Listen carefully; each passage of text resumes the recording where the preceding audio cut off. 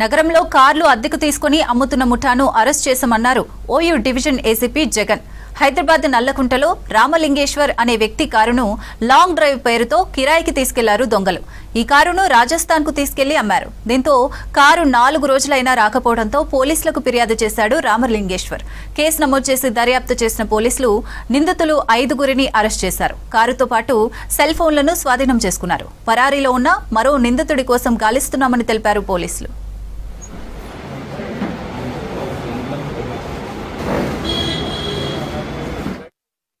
లో పెట్టిన కారును అమ్ముకున్న నంబర్ ప్లేట్ చేంజ్ చేసి వాళ్ళ యొక్క ట్రాకర్ తీసేసి అమ్ముకోవడం వల్ల రాజస్థాన్కు అమ్మిన కారు విషయంలో ఈరోజు వీళ్ళను ముఠాను పట్టుకొని దాంట్లో ఈరోజు రిమాండ్ చేయడం జరిగింది.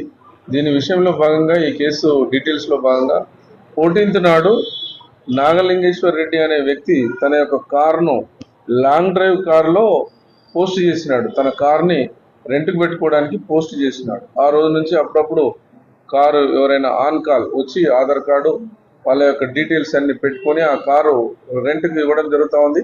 ఒకరోజు మందం తీసుకొని పోవడం రావడం జరుగుతూ ఉంది. ఇదే విధంగా ఒక వ్యక్తి మన వసీం అనే వ్యక్తి, జుబేర్ కాజా జబీయుద్దీన్ అనే వ్యక్తి ఇద్దరు వచ్చేసేసి ఒకరోజు కారు తీసుకొని పోయినారు. తీసుకొని వెళ్ళిన తర్వాత ఆధార్ కార్డు వాళ్ళ డీటెయిల్స్ అన్ని తీసుకొని ఫోన్ నెంబర్ అన్ని తీసుకొని పెట్టిన తర్వాత కారు కనబడకుండా పెట్టినారు. తర్వాత కారు యొక్క ట్రాకర్లు తీసేయడం వల్ల కారు ఎక్కడుందో తెలియలేదు. మన దగ్గరకు వచ్చేస్తే మన దగ్గర పోలీస్ స్టేషన్లో వస్తే కేసు రిజిస్టర్ చేయడం జరిగింది. తర్వాత వాళ్ళ యొక్క కార్ డీటెయిల్స్ ఎవరైతే ఆధార్ కార్డు ఆ ట్రేస్ అవుట్ చేసిన తర్వాత ఈ వసీము, జబీయుద్దీను, జాఫర్ అహ్మద్ అంటే వాళ్ళని పట్టుకోవడం జరిగింది.